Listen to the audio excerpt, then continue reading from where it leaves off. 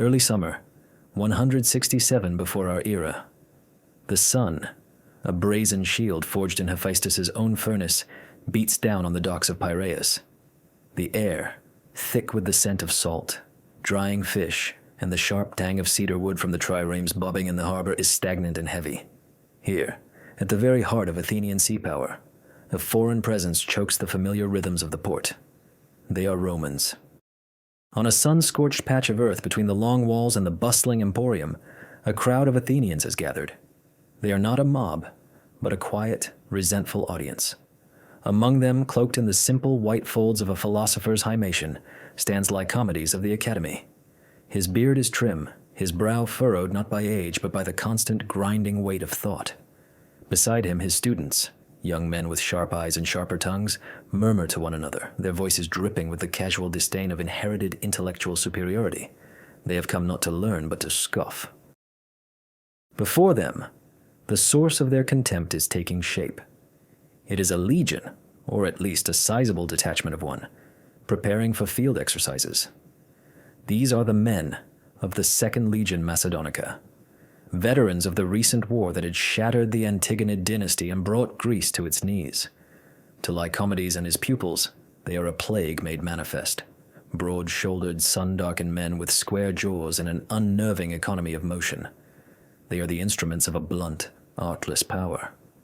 "Observe, Theron," Lycomedes says quietly, his voice a low hum against the harbor's noise. "See how they move. Like quarry slaves, not free men. There is no grace, no spark of the divine individual, only mass." Theron, his keenest student, nods. "They build their camp as they build their cities, master. All straight lines and brutal function. No sense of proportion, of the golden mean. They are carpenters, not architects. The Romans on the makeshift campus, Martius pay them no mind. They are busy. Under the watchful eye of a grizzled centurion, they hammer stout wooden posts, pali, into the hard-packed earth. They lay out equipment not with reverence but with a practiced, almost monotonous efficiency. Their gear is a testament to their philosophy. Heavy, curved shields, scuta painted with the legion's emblem. Short, brutally practical stabbing swords, gladii, and the infamous pilum, a heavy javelin engineered not for elegant throws but for punching through shields and breaking enemy formations. It is the toolkit of a butcher. The centurion, whose scarred face and single menacing greave on his left leg mark him as a man of the front ranks, barks a command. The sound is harsh, guttural, a barbarian's tongue. A few of the Athenian onlookers chuckle, to their ears accustomed to the melodic, nuanced cadence of Attic Greek. Latin is the sound of rocks being ground together. They see these soldiers and see only what they expect to see. Uncultured brutes, the muscle of a republic with no soul, a state that had conquered the world through sheer, bloody-minded persistence rather than genius. For generations, Greeks had debated the nature of the perfect state, the meaning of justice, the essence of the good life. The Romans, they had simply built roads, drained swamps, and killed anyone who stood in their way. Lycomedes gestures subtly toward the centurion. He is their first spear, their primus pilus, the highest rank of their common soldiers. He does not lead through inspiration or rhetoric, but through the threat of the vitis, the vine staff he carries. His authority is pain. Ours, he adds with a touch of pride, is reason. The Romans are now arranging themselves into loose groups, their iron-ringed armor, the lorica hamata, jingling softly. The heat is immense, yet they do not complain. They stand. They wait. Their stillness is somehow more unnerving than their activity. It is the stillness of a predator, patient and absolute. The Athenians see indolence, a lack of intellectual vigor. They cannot comprehend a mind not in constant motion. What could these men possibly be thinking about? The price of wine? The odds at the chariot races? The centurion, Marcus Aemilius Scaurus, a man whose family had farmed the same patch of Italian soil for 200 years, finally turns his gaze toward the crowd of Greeks. His eyes, pale and cold as river stones, sweep over them without interest. He sees the fine robes, the soft hands, the expressions of intellectual conceit. He sees men who had perfected the art of talking while his ancestors had perfected the art of winning. He spits a mouthful of sour wine onto the dust, turns his back on them, and raises his hand. From across the field, a lone hornblower, a cornican with a massive curved brass horn wrapped around his body, lifts the instrument to his lips. The philosophers lean in, expecting a cacophony. They are about to receive their first lesson. The note that tears through the Piraeus air is not the cacophony the Athenians expected. It is not the wild, chaotic braying of a barbarian war horn. It is a single, brazen tone, long, clear, and sharp as shattered glass. It is a command, an argument, and a conclusion all in one, and in the silence that follows, a miracle of discipline unfolds. Without a word, without a single shouted order from the centurion Scaurus, the scattered groups of legionaries coalesce. They do not run or scramble. They pivot and march, their hobnailed caligae biting into the dirt with a sound like grinding gravel. Men flow into lines, lines into maniples. In less than a minute, where there had been 100 disconnected individuals, there now stands a formation. To the Greeks, raised on the glory of the phalanx, the impenetrable wall of shields and spears, this looks wrong. It is porous, fragmented. The Roman maniples arrange themselves in a quincunx, a checkerboard pattern with deliberate, calculated gaps between each unit. It is not a solid wall, but a living, breathing lattice of death. Lycomedes feels a prickle of unease. His mind, trained to deconstruct arguments and find the flaw in any proposition, instinctively begins to analyze what he sees. The phalanx, for all its might, was a single, powerful premise. It moved forward. It was invincible from the front, but vulnerable from the flank. It was a hammer. This was something else. This was a net. Another blast from the cornu, shorter this time, more percussive. The front line of maniples, the Vastati, the youngest and most eager men, takes 2 synchronized steps forward. Every man moves as one.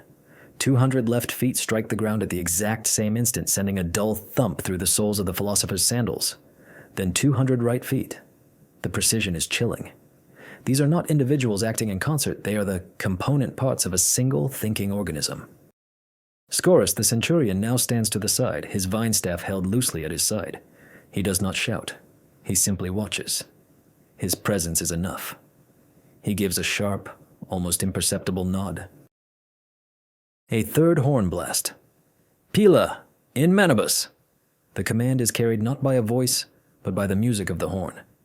In a single, fluid motion, every soldier in the first line heaves his 7-foot pilum from the ground and brings it to the ready. The movement is so unified it creates a strange visual echo, a wave of wood and iron rippling through the ranks. Lycomedes' student, Theron, murmurs, "Their arms. They move as if governed by a single nerve." The Hastati advance toward the row of stout palli they had driven into the earth. These posts, thick as a man's thigh, are their silent opponents. Another signal. With a collective grunt that is more an exhalation of effort than a war cry, the legionaries hurl their javelins. The air fills with a whistling shriek as 100 heavy shafts fly. They do not soar in a graceful arc. They punch through the air, their weighted iron shanks driving them forward. They strike the wooden posts with a series of sickening thwacks. Many of the soft iron points bend upon impact, exactly as designed, rendering an enemy shield useless and a thrown weapon impossible to hurl back. Before the last pilum has even stopped vibrating in its target, the horn sounds again.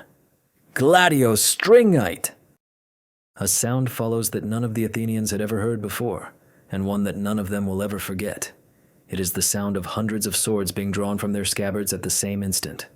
Not a clatter of individual blades, but a single, collective, sibilant shying of steel on leather and wood. It is the sound of a serpent striking. The legionaries, their right hands now holding the short, leaf-bladed gladius, their left gripping the large convex scutum, advance on the posts. What happens next is not a duel. It is an execution. The Romans do not slash wildly. Scourus had beaten that habit out of them long ago. Slashing left a soldier open, exposed his arm and side. They stabbed. They punched forward with their shields, the heavy iron boss smashing into the wood, creating an opening. Then, a short, vicious, economical thrust from under the shield's rim. A stab to the gut, the groin, the throat. They practiced this over and over. Scutum punch, gladius thrust. Step. Scutum punch, gladius thrust. The rhythm is relentless, mechanical. It is the cadence of a slaughterhouse. Lycomedes is no longer looking at brutes. The disdain has evaporated, replaced by a cold, intellectual fascination. He sees the logic now. It is a syllogism of violence. Premise 1. The enemy formation is a solid object. Premise 2. A thrown pilum will break the cohesion of that object. Premise 3. A disciplined advance with shield and sword can exploit the resulting gaps. The conclusion, he realizes, is always victory. This isn't barbarism. This is a philosophy, a ruthless pragmatism expressed not in words on a scroll, but in blood on the earth. This was the true Roman rhetoric, and its arguments were irrefutable. The first line of Hastati finishes its grim work on the training posts. Another horn call, a complex series of notes that the Athenians cannot decipher, but the legionaries understand instantly. The front line does not turn and retreat. That would expose their backs. Instead, in a maneuver of breathtaking coordination, they fall back through the gaps in the second line. The principes, older and more experienced soldiers who have been standing impassively, waiting their turn. It is like watching a perfectly engineered machine reconfigure itself. The Hastati filter through the intervals, their shields held tight, never once breaking the integrity of the formation behind them. As the last Hastatus clears the line, the principes step forward, filling the gaps their younger comrades just vacated. The legion has presented a fresh, unwearied line of killers to the theoretical enemy, its momentum unbroken. The checkerboard has shifted, its pattern maintained. Lycomedes grips his student Theron's arm, his knuckles white. "Did you see?" he whispers, his voice tight with a mixture of horror and awe. They relieve their front line in the very heart of the engagement, while under pressure. We argue about the nature of the one and the many. They have solved it.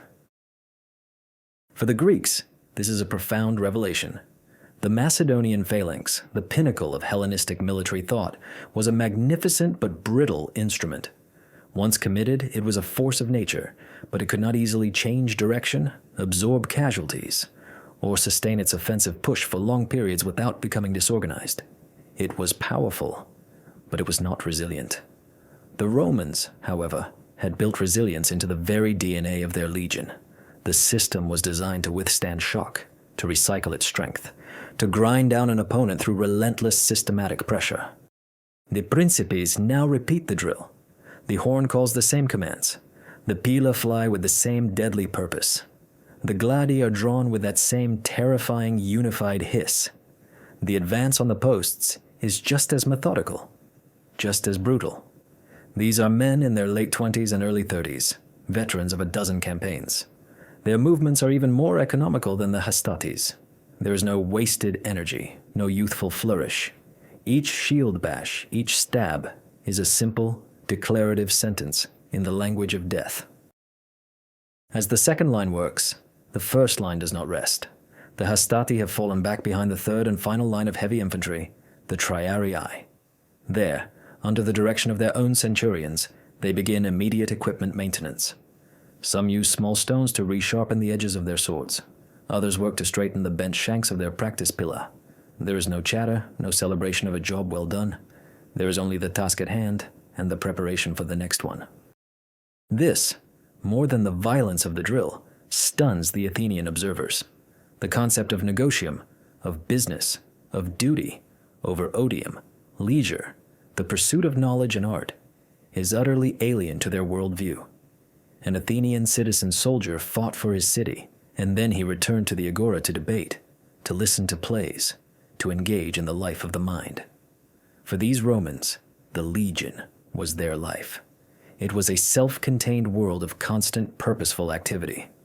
The discipline was not a temporary state adopted for battle. It was the very air they breathed. They are not soldiers, Theron says, his voice barely audible. They are priests of a war god, and this is their liturgy. Lycomedes nods slowly, his gaze fixed on the final line of Roman soldiers who have yet to move. These are the Triarii, the oldest and most hardened veterans. They are not equipped like the others. They carry the long hasta spear, a relic of the old hoplite armies, and they have been kneeling on one knee throughout the entire exercise, their tall shields resting on the ground before them, creating a final, intimidating rampart. They are the legion's anchor, its final reserve. The Roman phrase, res ad triarios rediit, it has come down to the triarii, is a proverb for desperation, for a situation so dire that the last line must be committed.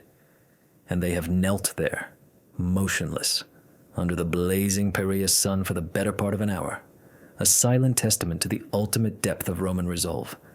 Their stillness is a form of strength, their patience a weapon in itself.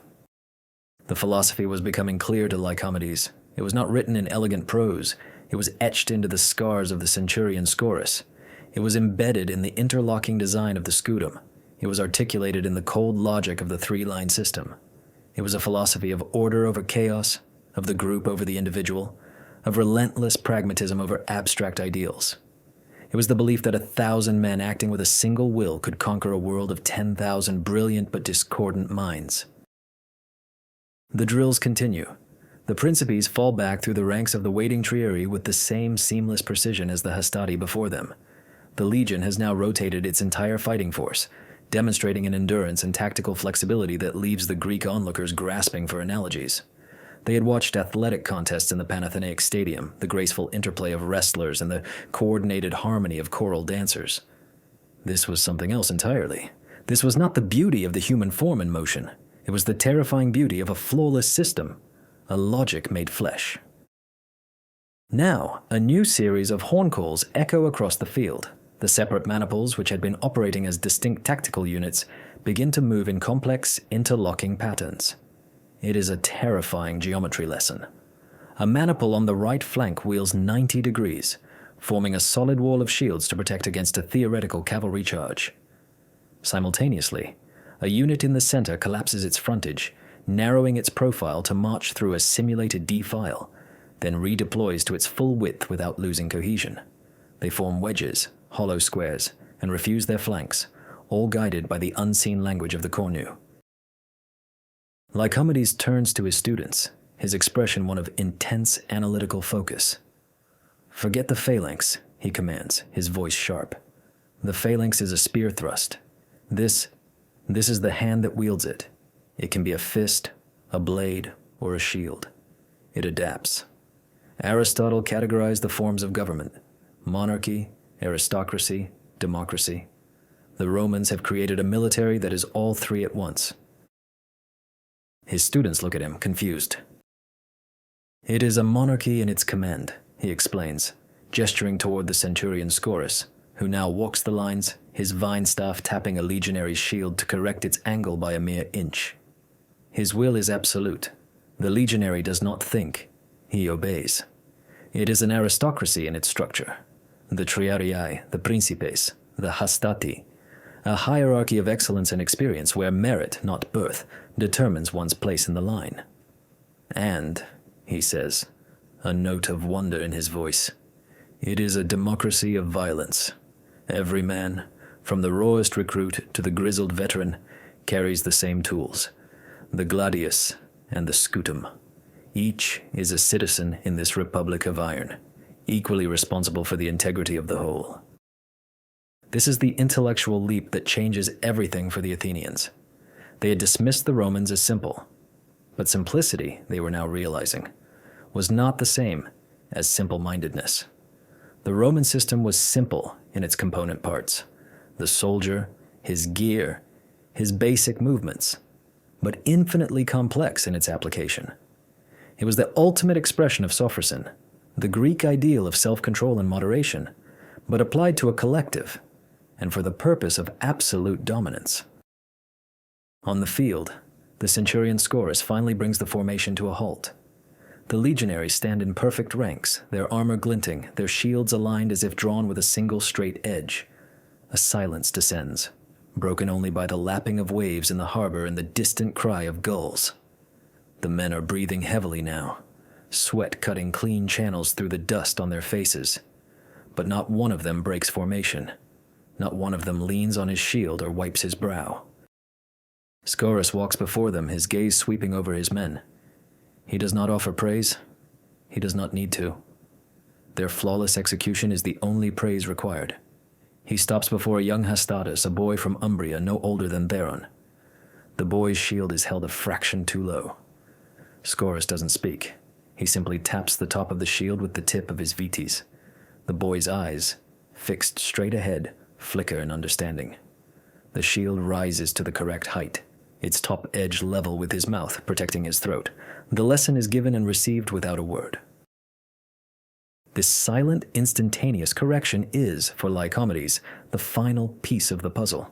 This was not discipline born of fear. Fear made men brittle. This was something else. This was disciplina. It was a shared understanding, an ingrained code that transcended orders. Every man knew his duty not just to his commander, but to the man on his left and the man on his right. He knew that his life depended on their perfection, and theirs on his. It was a philosophy of mutual obligation, hammered into them on 1,000 dusty drill fields from the Po Valley to the Straits of Messana. It was the source of Rome's unyielding strength. The Greeks had built their societies around the citizen. The Romans had built theirs around the soldier, and watching the legion stand there, an immovable object under the Attic sun, Lycomedes finally understands that the two were no longer compatible. One was destined to rule the other. The final horn blast sounds, a long, sonorous note that signals the end of the exercises. The tension on the field dissolves, but the discipline does not. The legionaries do not collapse in relief or break into casual conversation. In orderly fashion, maniple by maniple, they march from the field, retrieving their spent pila from the target posts as they go. Their movements are still economical, still imbued with a sense of purpose. The drill is over, but the legionary's duty is not. Now comes the cleaning of equipment, the tending to the camp, the preparation for the next day. The machine is powering down, but it is not switching off. Lycomedes and his students remain rooted to their spot, watching the last of the soldiers depart. The Piraeus sun, now beginning its descent toward the sea, casts long shadows across the empty, scarred field.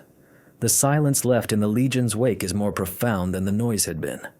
It is a vacuum, a space that had been filled with a terrifying, absolute certainty. The air itself feels thinner. Theron, the bright, confident student, is the first to speak.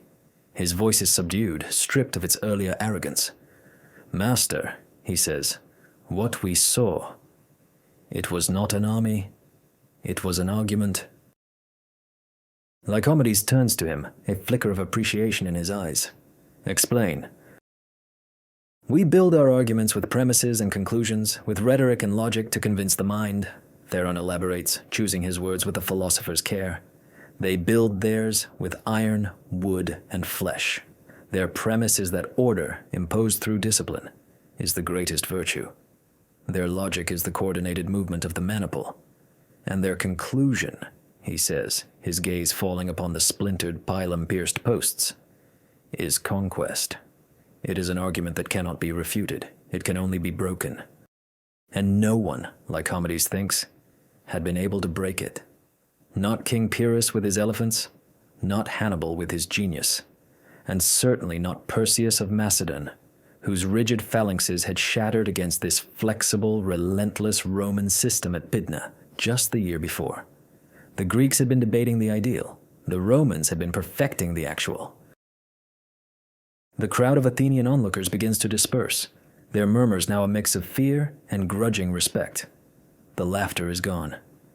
The casual mockery has been replaced by a somber, chilling realization. They had come to see foreign soldiers, brutes in armor. They leave having witnessed the very engine of history, a force that was methodically and dispassionately remaking their world. Their world of independent, squabbling city-states, of intellectual rivalries and artistic patronage, was a fragile, beautiful piece of pottery. The legion was the hammer.